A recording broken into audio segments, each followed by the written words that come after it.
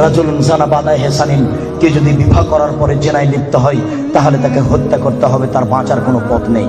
কেউ যদি বিবাহ করার পরে জেনায় লিপ্ত হয় তাহলে তাকে হত্যা করতে হবে, তার বাঁচার পথ নেই। একটু জাতের মানুতুন মিন গামে দিয়ে গামের সম্প্রদায়ের একজন মহিলা আসলো আল্লাহ রাসূলের দরবারে, এসে বলছে তাহিরনি ইয়া রাসূলুল্লাহ, হে আল্লাহ রাসূল আপনি আমাকে পবিত্র করুন।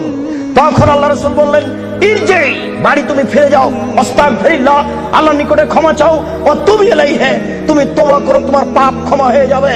তখন মহিলাটি বলছে তুরাদ্দাদুনি কামা রাদ্দাতা মাইজ ইবনে মালিক, আপনি মাইজ ইবনে মালিকের বিচার না করে বারবার ফিরিয়ে দিয়েছিলেন, আপনি কি আমাকে সেইভাবে ফিরিয়ে দিতে চাচ্ছেন?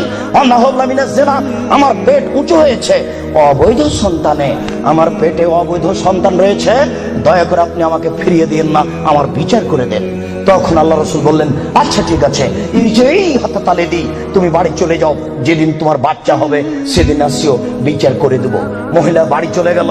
বাচ্চা সবে মাত্র প্রসব হয়েছে, মুসলিম গ্রন্থে এসেছে ওই বাচ্চাটাকে ন্যাকড়ার মধ্যে জড়িয়েছে, প্রসব হওয়া মাত্র জড়িয়ে নিয়েছে আল্লাহ রাসূলের দরবারে এসে বলছে আল্লাহ রাসূল এই দেখেন বাচ্চা প্রসব হয়েছে, বিচার করে দেন।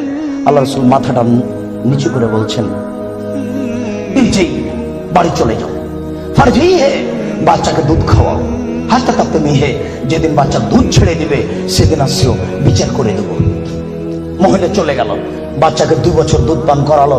2 বছর পরে মহিলা বিচারালয়ে উপস্থিত, অফিয়াদেহি কেসরাত খুমসিন, এমত অবস্থায় বাচ্চার হাতে এক টুকরা রুটি রয়েছে। এই রুটি প্রমাণ করে বাচ্চা খাদ্য খেতে পারে। ওয়াসাদাহু বেয়াদের রাজুলিন মিনাল মুসলিমিনা, আল্লাহ রাসূল ওই ছেলেটাকে একজন মুসলমানের হাতে সমর্পণ করলেন, বললেন যাও তুমি এই ছেলেটাকে লালন পালন করো। তিনি বললেন স্বামী সাথী এই যাবো বিহা, তোমরা একে মাঠে নিয়ে যাও, এই মহিলাকে মাঠে নিয়ে যাও, আফিরুল্লাহ সাতরেহা, মাঠে নিয়ে গিয়ে গর্ত খুঁড়ে বুক পর্যন্ত পুঁতে দাও, ফারজেমুহা, এরপরে তাকে ইট ঢেল পাথর দিয়ে মেরে মেরে মেরে ফেলো। সাহাবীগণ বলেন আমরা তাকে মাঠে নিয়ে গেলাম, মাঠে নিয়ে গিয়ে গর্ত খুঁড়ে বুক পর্যন্ত মাটিতে পুঁতে দিলাম, এরপরে চতুর্দিক থেকে ইট ঢেল পাথর মারতে লাগলাম। খালিদ বিন ওয়ালিদ বলেন একটা পাথর আমি নিয়ে তার মুখের উপরে মারলাম, ফাতানা জাহাতাম আল্লাহ ওয়াজে খালিদ, পাথরটা মুখে লেগে মুখ ফেটে রক্ত ছিটে খালিদের গায়ে লাগলো।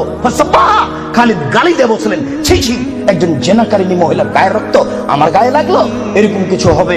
আল্লাহ রাসূল বললেন মালে রে খালিদ তুমি গালি দিও না, লাগা তাওবা তাওবাতা লাউ তাওয়া সায়মাকসিন লা গফিরা লাহু।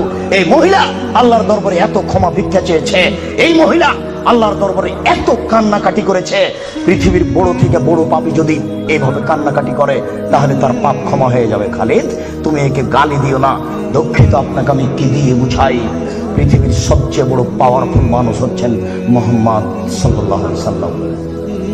পৃথিবীর ইতিহাসে এত বড় পাওয়ারফুল মানুষ কেউ জন্ম নেয়নি, কিয়ামত পর্যন্ত কেউ নিবে না।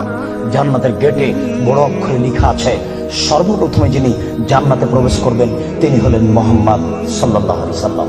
জান্নাতের ভিতরে একটা ঘর আছে, সেই ঘরের ভিতর দিকে একজন ফেরেশতাকে দাঁড় করে রাখা হয়েছে, এখনো উপস্থিত।